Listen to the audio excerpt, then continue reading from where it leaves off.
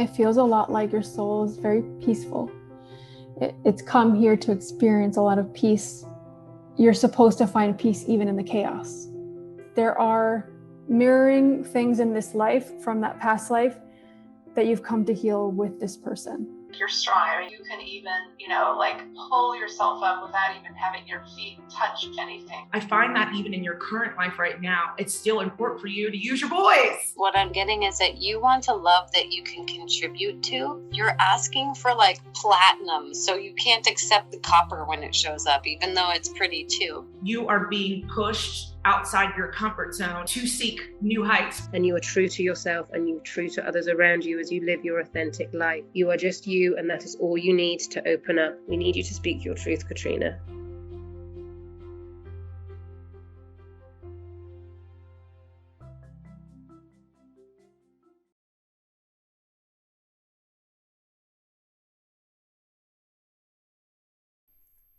All right, so we're back with the second episode of my tarot reading. So in the last episode, he basically we went over my overview. He kind of dialed into my energy before he even pulled a card. Talked about, that I was going through a spiritual awakening and different things that I needed to clear from my early 20s. And so now we're just going to pick up where we left off. Now, real quick before I forget,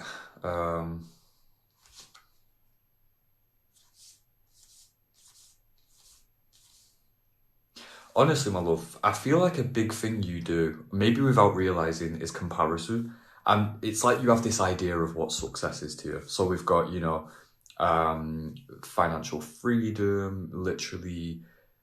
When I say financial freedom, what I mean is that kind of money where you just don't have to worry, where it's consistent, you don't even have to lift a thumb. And it's known, not that that's important, but people know you're successful, you've made a point of yourself, a happy family, a sense of stability, love with one another. Essentially, it's like you're comparing your life right now to a version that doesn't even exist yet. You know what I'm saying? You can't force fruit to grow, my love. Everything takes time. And you completely have the potential. Don't forget that. You are the magician, babe. You can manifest all of your desires. You can find that love. You can find that da-da-da-da-da. And I feel like intuitively, with you, love is very different. I get the vibe with you, it's especially because of your standards, it's this energy of you're either going to... Excuse me. I just have to chime in here. He says you can't force fruit to grow. Are you sure? Because they sell Miracle Grow at Walmart. And I say that to just kind of reiterate how impatient I can be. He's absolutely right. I 100% do. I have this standard of living, verbatim what he went through, where it's not about I want to have a certain amount of money. I just want to be able to do whatever the fuck I want, whenever the fuck I want. It's really simple. Just pure freedom, right? We'll get there. It's like you're either going to be completely infatuated with me and I'm going to be infatuated with you, and we're just going to know, and it's going to be that soulmate, twin flame even connection, or it's going to be that or nothing. It's just, there's this very high expectation with love, it feels. Yup.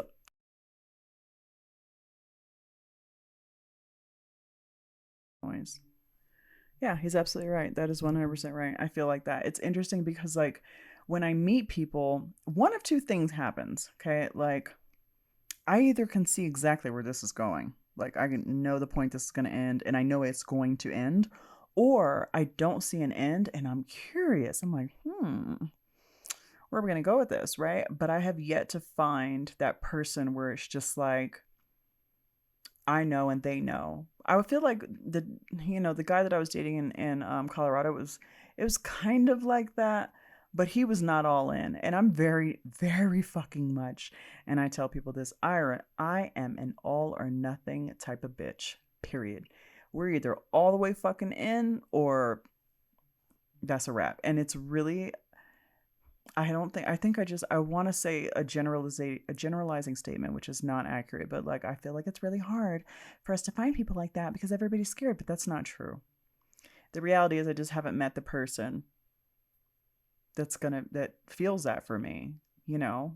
So stay tuned. And that's not a bad thing at all. Yeah. And my standards are very high because I on a fundamental level, I want to be enough for someone, but then also I want freedom. You know, it's like I want like these very polar opposite things all in one relationship. And I want like best friend energy, and I want like, you know, playfulness and excitement and all this stuff. And so like it is a tall order, because I feel like, you know, like I was mentioning in the last podcast episode, nowadays people want really lightweight shit. You know, a lot of people have just settled. They're like, oh, I just want to find a girl who whatever the fuck, you know, or oh, I just want to find a dude who will like pay my bills and like fuck me twice a week. Like, no, that's not gonna be my story. Like, my story is gonna be magic. If you need someone to call, you can trust in me. I'm hearing switch up. There's a need to come out your comfort zone here, my love, to stop trapping yourself within your own boundaries and allow yourself to experience life in a new way. Now, you'll notice here with the Chariot, in order to move forward, you've got to have the white and black sphinx, so the yin and yang, divine feminine, divine masculine. And right now you're out of touch with your divine feminine energy, essentially, because you're not giving yourself the proper care that you need, the love that you need, the nourishment that you need mentally, physically, and emotionally. This is a fucking trip, because I actually had a dream. I had a dream I was in a mountain community, and I was with this guy. He wasn't a guy in real life. I didn't recognize his energy at all, because he was actually me. But this white dude, and he gets down on one knee to propose to me, and I'm pregnant, right? And he opens up the ring, and it's this really interesting like square ring. Like, you know how you have the yin and yang that's like a circle? It was like that, but it was like square. So a part of it was black, part of it was white. And he puts the ring on my finger, and it was the black part. And because this ring, it needed both parts to be a solid ring. Otherwise, it was just like two halves of a ring, kind of. Like, I don't know, like two incomplete rings. Like, where's my camera? This way. So there was like two incomplete rings, but they like fit together in a way that just was like, you had to have both of them for it to be a solid ring. So I'm looking at my hand. I have this black part of a ring on, and to bridge the open area, there was this gold thread, these two strings of golden thread holding it together. And I understood when I looked at the ring that like once I actually married this man, it would be the full ring, right? But I also knew as I looked down at him proposing to me, I was like thinking, I'm not going to marry you, you know? And then my friend, which was actually, she wasn't Nada, but she was actually like a combination of Nada and Crystal, which was like my two best friends. Like, Crystal was my childhood best friend. Like, Nada's like my now best friend. And it had the energy of both of them. And she was just like looking off into the lake. And she was just like, she had this energy of just apprehension about this relationship that I had. It was like, I remember feeling like if I move forward with this relationship, like, would she be okay with it? And then the dream ends or the last thing I remember anyway, was me like holding this, my belly. It was full of, you know, baby. And the baby, you know how when you're pregnant, you can feel the hands and feet. Well, in this dream world, it was so, you know, I guess my skin was so thin or whatever, that I had my hand on my belly and I could feel the baby like grabbing my thumb, like holding on to my thumb. And it was just like this loving, like nurturing energy. I get a reading with Golden V about this dream, and she's like, girl, the man was you were you, your friend was you, and the baby was you. So basically it was like my masculine energy is trying to marry my feminine energy. I'm trying to bridge this gap, right? But I'm apprehensive about it because there's a part of me, which was represented by my friends, that is like, I don't know what my life is going to look like once I bridge these two things, you know? And then the baby inside my stomach was actually my inner child. So I was also the baby, because I really struggle with like connecting with my inner child, and for them to put it in that aspect, because I'm very maternal when it comes to like I love being pregnant and I love giving birth, and like the whole like being a mom thing. Like, I'm such an obsessive mother when my kids are really, really small. It's kind of changed now that they're older, but when they're tiny, oh my God, like, yeah, super, super, super inseparable with them. And so it like was like allowing me to like acknowledge myself while trying to bridge these two things, while also like feeling apprehension in this beautiful mountain community with a lake. And it wasn't Big Bear, but it did look very similar, you know, to Big Bear. But Yeah, so him talking about these things needing to be bridged is like super apt, and him specifically bringing up the yin and yang thing, the balance thing, was like. So it's like, so to summarize, it's like the universe is really trying to gently push me to do these things, to implement this. What's the word? To implement this cohesive just energy and just balance and restore balance and stop needing to be just purely masculine and really, really, really like nurture myself and like honor myself. And so, yeah. Because you're trying to, and I know you said you're a present person, but there is this energy of almost impatience. I love the way he like present person, like, girl, you're full of shit. He's right, I'm very impatient. And it's more so impatience because you've been so patient. You're at this point right now where you have the freedom to move forward in a new way. But there's just, you know. The is angst. Like, you know, that might, to someone watching this, seem like he didn't say anything. He did. That spoke to me because that's 100% my energy. Because it's like, fuck, where's my husband? Damn it, I'm ready for the relationship. Like, let's do the things. Let's do it now. Why do we have to wait? Like, go on. You know, where's like my discipline and where's my land? And like, but it's almost like the chasing of it is what's pushing it away. You know what I'm saying? And it's not even being pushed away. It's just that, you know, because I'm doing all these things to overcompensate for this energy of lack because I want it so badly, instead of just being completely content with where I am in the present moment. So I'm not as present as I present myself to be, clearly. I don't know. It just kind of, I get shitty with myself, to be quite frank, and I get impatient with myself and like, come on, bitch, like, come, what the fuck? Or I'll talk shit to my guides and angels, like, what the fuck, you guys? Like, why is this not? And they're looking at me like, girl, when you go get it? With love, always. Okay.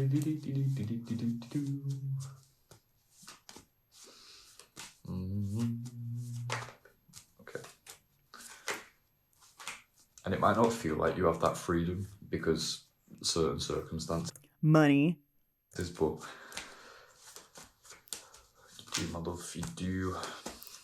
Right. And here we go. That one person that got away. The one that got away. So we've got the King of Cups and the 3 Wands in reverse. There's this difficulty moving on from someone. When he first said that, I actually thought he was talking about the guy that I was seeing most recently, because he is such a fucking enigma. Like, it's just this energy with him. It just feels like it has the most beautiful fucking potential to be with somebody who's going to allow me to be myself, who I can allow him to be himself. But it's completely not even possible because he's not on the wavelength of that. He's in full on defense mode, and he's not willing to like jump in and be open, you know, and vulnerable in that kind of way. He kind of it doesn't matter. I thought he was talking about him.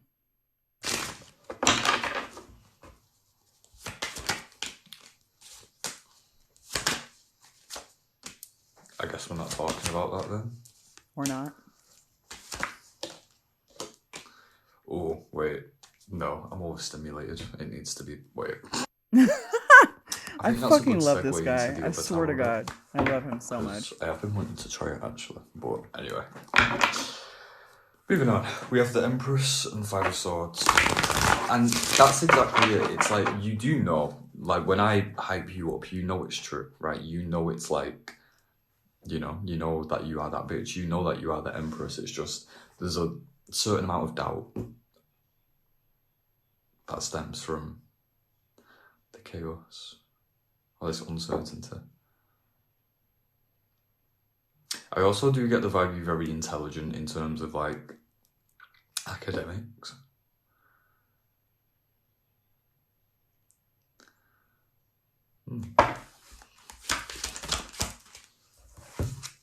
Page of Pentacles in reverse, 9 of Pentacles, the Devil. And that brings us to that. It's funny, actually. Okay, so there is this energy here of almost like being better than what was expected of you. I don't want to say, no, I will. It's like I said before, using material gain to justify internal pain, in a sense. We have the Ace of Wands in reverse, and then that brings us to this, right? Lovely. Seven of Pentacles. Yeah, something's run its course is what I'm hearing. Hence why you're ready for this new beginning, travel, expansion, etc., etc. Okay. And at this point, like, I'm really wanting to, so I didn't even intend to be where I'm at as long as I have been here. I actually only intended to be here until the end of November. And then I was planning on going to Switzerland, spending a month in Switzerland and a month in Japan. But then the opportunity came up with buying the company, and like that went through. And then my daughter needed a place to stay. And then, so then I found myself basically like staying in this place just to provide stability, with a level of stability I didn't really want in my life. I actually wanted to be free. I wanted to move around. I wanted to go places and meet people I didn't want to be in this energy of like, now I have to pay, a house rent, and now I have to like, I actually just wanted to, like, I wanted to be homeless. I wanted to like do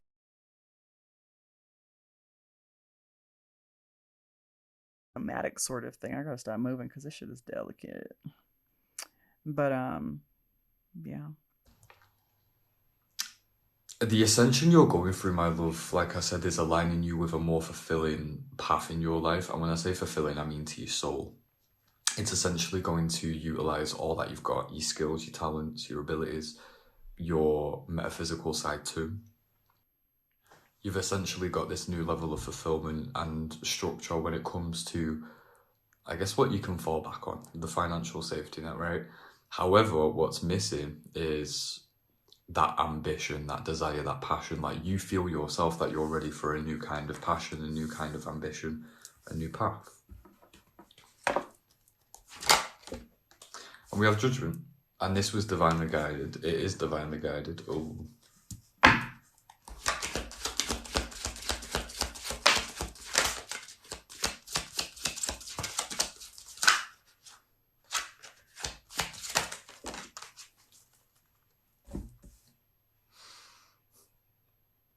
But, I don't know actually. Do I resonate with this deck right now? I love him. He's so authentic. And maybe not. I'm trying to make my mind up. If you connect with spirit, it's alright. Actually, I guess. It's actually really funny, when you connect to spirit. It's not sad because spirit doesn't feel any of the heavy emotions that we feel. So when you hear him like chuckling and shit, like, to me as somebody who like knows what the energy of like source feels like, it's totally like playful. Like, I'll talk shit to my guides and angels and they'll just be like laughing at me. Or if I do some dumb shit, oh my god, I remember one time I was training, I was doing laying leg curls, right? And I'm sitting there and I'm imagining my doctor guide like just standing next to the machine. I got my eyes closed and I'm doing the exercise or whatever, the reps. And all of a sudden I just feel gas like go right to like right where it was about to come out. And I could see him see it because he knows my entire being inside and out. And it was like, he's just like fucking laughing at me. And I'm trying not to laugh because at this point, if I laugh, that shit's coming out. I got my headphones in. I have no idea how loud it's going to get. So like, spirit is super fucking playful. Possibly. To put it simply, my love, there's a need to incorporate more spirit into your life right now more than ever before. And what I mean by that is be more devoted and committed. So the answers you're seeking aren't found outside of you, they're found within you. And the answer to your present and future is actually in your past and what you're still carrying.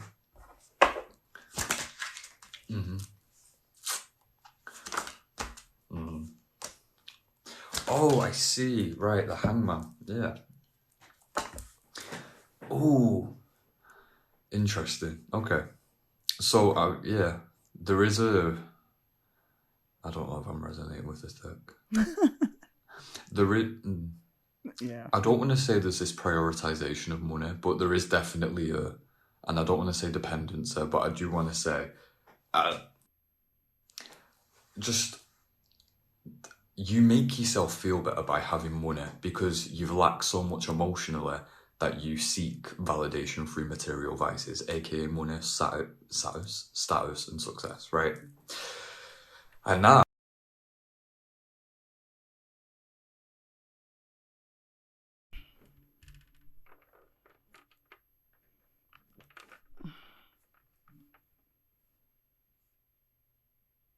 you come into this point where you're like, hang on a minute, where's the genuine of life, that passion, that fulfillment, etc., right?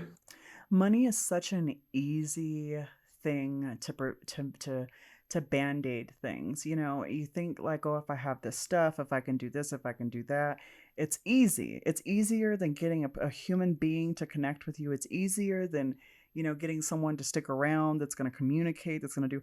Money is fucking easy. Like, it's an easy band-aid to put on stuff. It's easy to believe that you have security because you have money, when really, like, security actually comes from within. And then this brings us to why you feel this way. We have the Hierophant in reverse. And I can only say that because I've had spent the last month or I don't know, however many days it's been since I've had this reading, reflecting and going in. You know, that didn't exactly pop into my mind as soon as he said it. Oh, my legs. Trying not to disconnect all these wires over here. All right. The Five of Cups, Queen of Wands in reverse, and the Four of Pentacles in reverse. In past experiences, when it comes to your emotions, you've had a lot of disappointments, and it was consistent to the point where you thought, well, what's the point, right? And if my emotions are inconsistent and out of my control, what is in my control? How much money I make, money in general, right? Money's definite, you know, not always, but it's more definite than emotions. And then that brings us ultimately to this lack of confidence within yourself, which causes you to have the relationship with money that you have. Does that make sense? That took a whole thingy to get there, but anyway. We have the Lovers in reverse, and then that brings us to this, how there is, on a deeper level, my love, a huge lack of self-love in your life. And if I'm being real, I don't think you're ready for a relationship, because I feel like if you got into one, you would honestly crumble. And I mean that in the way of, you wouldn't know everything. I feel like you'd either fall way too quickly and then be so anxious within the relationship, or put up a wall and just be so, you know, defense mode, keep yourself safe, kind of be cold-hearted, a little bit sharp-edged, right? You can't love someone until you completely and utterly love yourself, right? And so what the fuck does that mean, right? Like, love yourself. So I know what that means now. I can kind of like listen to this and reflect. It's about that receiving mode. It's about being kind to yourself. It's about honoring yourself when you don't feel like going to the fucking gym, or it's like, what's the other thing? Something about receiving. Oh, allowing people to take you on dates and to actually fucking pay the bill, and not having to show up in such a masculine, like, take charge kind of way. Like, no, I'm going to come and I'm going to control this whole dialogue. It's like just allowing yourself to like receive love.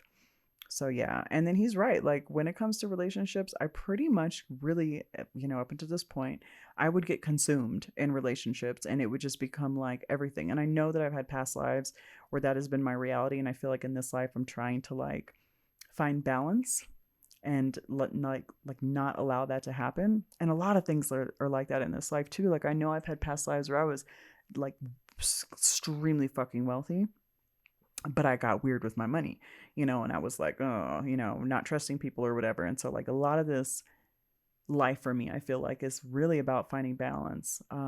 It's like my soul is looking to balance out a bunch of other things in a bunch of other lives. And you want to be better than your pain, but on a deep fundamental level, you actually have a lot of insecurity and a lack of self-confidence.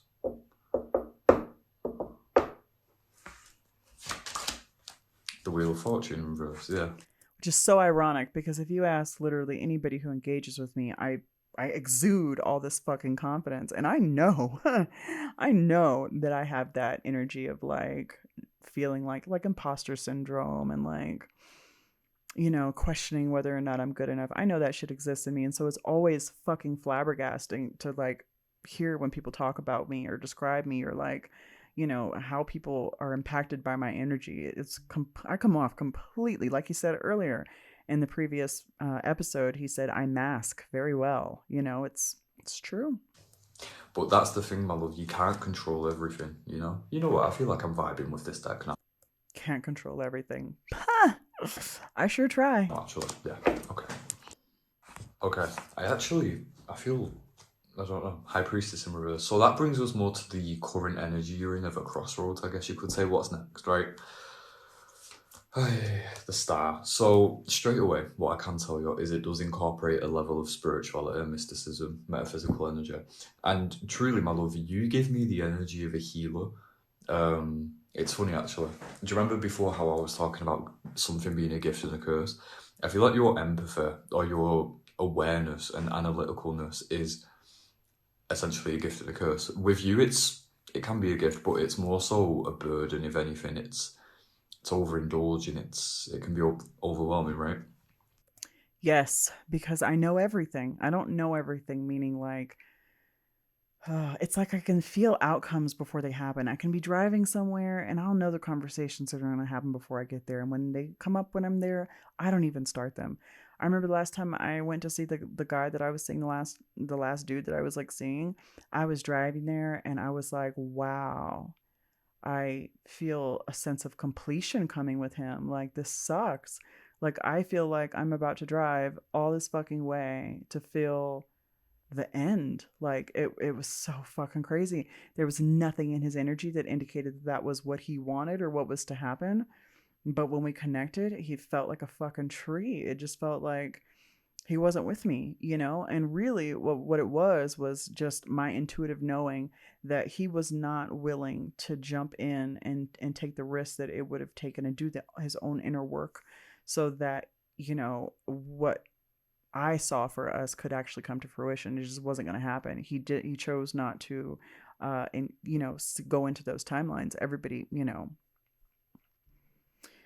and yeah, and so it is a burden. Like, and I can feel everything too. Like, if you're thinking about somebody else, I can feel that. I can literally hear people's thoughts. It's fucking irritating. Like, there's not a lot of mystery in this life for me. Like, sometimes, but mostly I can pretty much see, smell, hear, and taste everything in fucking layers. Like, where most people can, I don't know, it feels like, I don't know, man. It's like I can just feel 50 different layers of a situation. You know, it's yeah, and it's not always fun. But when it comes to other people, it's a gift towards that, unless they're, you know. And because I have this gift, when I engage with people, I really truly see and feel everyone. And I can give such an unconditional love and acceptance of people because I understand every part of them. And I can love every part of them. And so and the experience of being with me, I will say that, like, there's not a few people that I've dated that are like, not like looking back like, fuck, you know. And I don't mean that in like a shitty way. I mean, like, you know, they felt seen and appreciated and loved. And, like, you know, the last guy I was dating long term, not the last guy I was seeing, but like actually with, where we lived together. Like, I remember he told me, like, I've never felt so loved and cared for, and he still messages me. Egotistical, narcissistical kind of thing. But anyway, to put it simply, I truly believe at your core, you're a healer. A healer is a very diverse term. On one end, you've got a nurse, a doctor. On the other end, a chiropractor. On the other end, a therapist. On the other end, a Reiki master, right? There's the magician, literally. And this is it. I honestly urge you to get excited, because right now you're in a position where you have the choice of freedom. You can move in pretty much any direction you want, and that's a beautiful thing. And what they're showing here is that it does incorporate a high level of spirituality. So, Page of Pentacles crossed. So before I let him go on, I thought he was gonna say something else there, but like, yeah. So I definitely know that I'm supposed to be a healer. I've definitely had different experiences of just healing people, for lack of a better term. I meet people and people are like, oh my God, I think I was meant to meet you. I tend to like connect with people and I'm able to say things to them that like get them to make shifts in their life. And I know I'm just channeling. This is not like me. It's literally I'm just being used by God, you know, or source or whatever you want to call it to like implement these things. And I also knew I had that really powerful past life in ancient Egypt where, you know, I was able to heal broken bones with the fucking sound of my voice and tools. And, you know, I was able to levitate things and I taught that. And so I know that on a long enough timeline, that's what I'm going to be into. Now, even before the spiritual awakening happened, I actually was going to school for psychology. I wanted to be a psychotherapist because I wanted to help children through the things that I had gone through, you know? So I've always had the energy of like wanting to be of service to people. And I think that's why my current line of work doesn't resonate with me anymore, because the reason why I started my company and then companies was because I was having another baby and I was like, fuck, if I don't do something, you know, I was working for the government. I'm like, if I don't fucking do something, I'm never going to see this kid, you know? And so I started the companies to give myself time freedom so that I could like be a mom, you know? But now my life has taken such a drastic change. You know, I'm divorced. My kids are with their dad during the week because my youngest son is on the autism spectrum and the schools are better down there. And so now I have all this time freedom and just the opportunity to be of service to people in other ways, you know? And when I first started doing readings and I was able to channel, you know, dead people basically and give healing messages to people, like that shit is everything to me. I feel so honored and so grateful when I get to be in those positions. And like, now it's even to the point where like my kids, you know, my adult kids, they'll like meet, you know, they'll have friends in their life and they'll be like, you need to talk to my mom, because their friends will be going through hard things. And they're like, my mom changes people's lives. Like she just talks to people and she like changes their lives. So all this stuff that he's talking about, I understand why. And it completely fucking aligns with, you know, what I'm being drawn to. The Lovers and the Nine of Pentacles. So here's your ambition. That's your ambition. Cool. The Moon. And yeah, the Sphere with your finances, but we talked about that. Five of Cups, Six of Swords in reverse, yeah. Major piece of advice is to understand, if you allow your past to have a consistent influence over your present mindset for self-image or direction in life, then ultimately your past has power over you. And we don't do that here, you know? And the way that your past is influencing you is in regards to your safety. Your root chakra keeps coming through.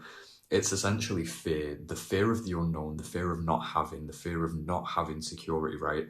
And then this raises the question of, are you micromanaging? Do you possibly have control issues, or try and gain a sense of control wherever you can? And then where does that stem from? Were the situations in your past where you had a lack of control and now you're trying to validate yourself now by having as much control as you can? You know, it's about questioning everything. But a really big thing to work on, my love, is your relationship with money and realising where that stems from.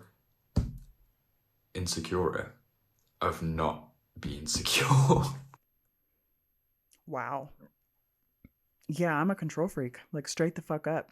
I'm very meticulous. I want things done a certain way. I'm the worst to work with. Like if I'm like on site at, you know, one of the weddings that my company's performing, I'm like an ass pain because I want everything like a certain way. I had an aunt come over to visit me one time recently, and my daughter was like sleeping on this is like a pull-out couch, and I'm just going to wait on that. This is like a pull-out couch. And I was like, I literally told her to get out. I was like, you got to go in my room. You got to go somewhere so I can get this clean, because I knew that her clean was not going to be my clean. Like, I am super fucking, and he's right. I didn't have a lot of control growing up. I really didn't. And there was like a lot of moving around. We moved around all the time, like homelessness. There was, you know, there were people trying to kill us at some point because my mom had ripped some people off, like all kind of gnarly fucking shit where it's just like, I remember one of my biggest nightmares when I was selling my house was I kept dreaming that I lived in a cardboard box. And in the whole dream, I'm trying to hold these fucking walls up, you know? And I've since been able to kind of let that go. And that's, I think, why I like the idea of being homeless now. Because, like, yes, I'm in a house. And yes, you know, I've been here since the end of July. And I'll be here for the foreseeable future. But I've let that go, that having that power over me. And I have the luxury to do that because I don't have my small children. You know, I only have to have them on the weekends.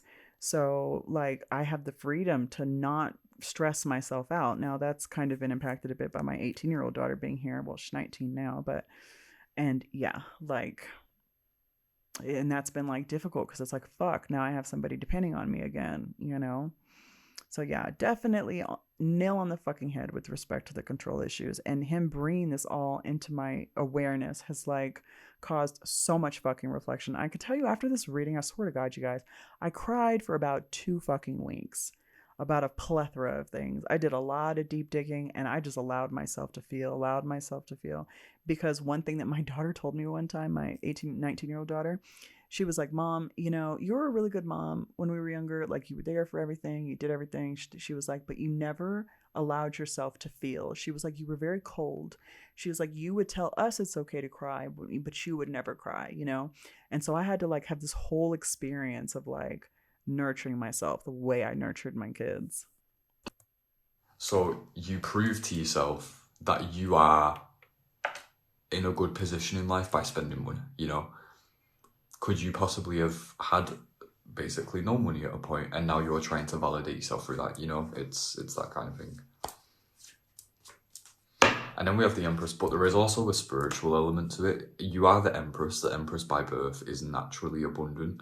So I'm sure intuitively you actually just, it's nice to spend money, I'm not going to lie to you. And it does come back, but there's a need to, you know, just think more carefully.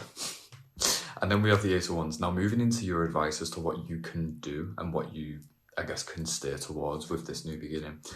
We have Judgment in reverse. So you are going through a spiritual awakening. Right now it's time to focus less on the outside, focus more on the inside, reflect upon patterns and things like that don't serve you anymore. And your spirit team is saying here, it's time to put yourself out there. And what I mean by that is, so straight away, the first thing that comes to my head is knowledge. Your spirit team want you to engage in finding more knowledge about metaphysical practices, because straight away, I'm going full into this. You are meant to be some kind of healer in some way, but again, very diverse dynamic. We have the Ace of Wands. I'm hearing ignite your passions. Your spirit team want you to start trying new things, it feels like, to embrace new passions, etc., etc. You have certain blockages in your belief system, it feels like. I know you're a very open person, but there are still certain blockages, certain things that you need to experience yourself to believe in, right?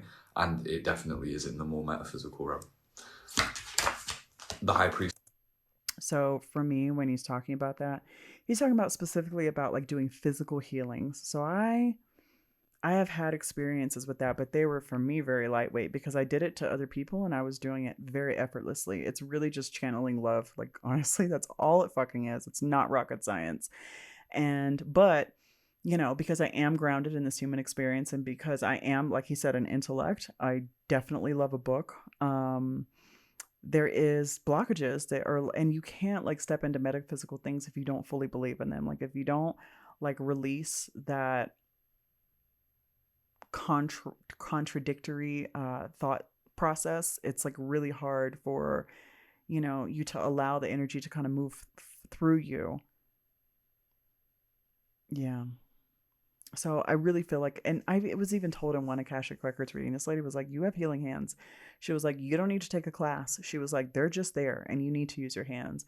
And I'll find myself, like, it's funny, when I go get massages, I will literally be laying on the table, imagining massaging the massage therapist, like how I would do it differently and with more love, which is so weird because like the last 2 massage therapists I've seen, they were both men and they were both very technical, you know, very intellectual, not super intuitive. And so I can feel that in their energy. And so I'm like, man, if I was doing this, it would be different because like everything that I try to do, I try to like do it from a space of love, you know? This in reverse, yeah. There are certain blockages here. So you need to start expressing new things. And I am actually just going to jump the boat. The Magician, right? I believe you said you can manifest like a motherfucker, right? Yeah, that's true. But the missing thing that you're missing right now is direction, right? The path. I urge you to indulge into spiritual practices, my love. I don't know why I can see you owning like a shop and being like, I don't know. You could even do Reiki, or you could be into herbalism, holistic medicine. God, there's so much, you know. But whatever this is, my love, you've got a fresh canvas in front of you. And I urge you to paint with the intent of helping people. Yeah. Death. Oh. Seven of Wands. Page of Swords. By the way, when he talks about what the cards are, that doesn't mean a fucking thing to me. I don't know anything about tarot cards like that. Like, when I use tarot, I have to Google what they mean.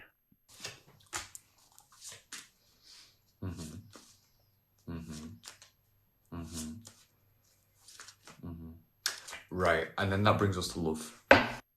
So going back here to the Nine of Pentacles and the Lovers, these are your two main ambitions, right? To find love, proper love, and spiritual and material fulfillment, right? The spiritual and material fulfillment will come as a result of, number one, essentially understanding that you need to stop seeking validation through material vices, etc., etc., and connect with your past more and fully integrate it, etc., etc. Also, don't be afraid to spend money, my love, but also, you know, balance. Number two, engage in coming out your comfort zone, trying new things. You guys, when it comes to money, I do not give a fuck. Like, you know, people be like, that's expensive, or like, oh my God, I can't. Here's my barometer, which is not healthy. If I have the money for it, it's not expensive. If I don't have the money for it, it's expensive. Very, very, very like simple baseline there.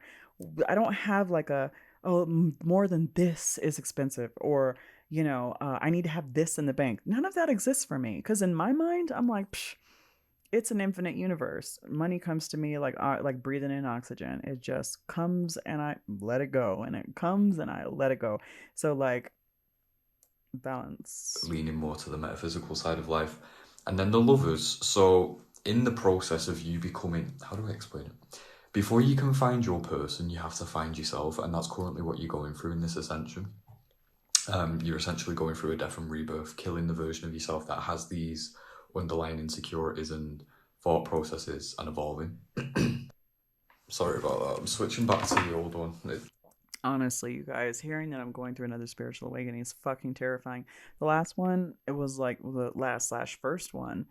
A lot of shit changed, you know? Like, I started hearing things and understanding things, and I would wake up. Oh my God, you guys. I've done podcast episode about this, so you probably, if you listen to me regularly, then you already know. Like, I would wake up in the morning and just have a whole literally like the Matrix. You know, they just like download information and you just boom, like I'm just like blinking my fucking eyes, boogers and shit. Like, why do I have this gnarly understanding between the mind, body, and soul? And then I pick up my phone and turn on a book part, and it just like that shit just plays, and it's like I just will know things. And then like a fairy showed up in my fucking living room, like, or I'll drive places and I'll know what's gonna happen. Like just everything. Like it's like there's no mystery to life anymore. It's like you're just being led everywhere. It's not resonating with me in the way I thought. All right, so I'm going to end this episode here, though, because we were going on 42 minutes, and I don't want these to get too long. Also, I need to charge my battery again because, you know, I'm a bougie bitch, and I'm using a fucking Canon 6D that does not have AC adapter. So I hope you've enjoyed this. Honestly, like, this reading was just so apt and so on point, and it's going to continue being that way. We're only 30 minutes through this. So we're going to come back with episode 3, and I think he's going to touch on some other exciting / depressing, but just revelationist sort of things, and things that like really helped me make shifts. And honestly, I feel like as I'm recording these podcasts, like it's honestly helping me integrate some of this stuff, because I've done a lot of work since the last however many weeks it's been since I had this reading done. And a lot of things have kind of come to the forefront for me. And I'm also noticing areas where I tend to be kind of chicken shit. Like, oh, I'm kind of scared. Like, I'm just going to watch YouTube, you know, but that ain't going to get me anywhere. And I really want to be of service to people, because honestly, when I connect with people and when we have those moments of like, oh my God, I think I was supposed to meet you, or, you know, their loved one comes through, or, you know, something inside them shifts. That's like such a beautiful feeling. It's so much more satisfying than having thousands of dollars just show up into my account on a daily basis from my work. Like, honestly, it's so much more satisfying. And that's like one of the reasons why I really want my companies to do well, so I can just have money and just be able to do this and like be able to show up for people in, you know, a more spiritual way, but in a way that like impacts their life, you know, in a way that like brings them more joy and allows them to live with more ease and just understanding and like confidence, and like that like feels better than literally anything I've ever done. So thanks for listening, guys.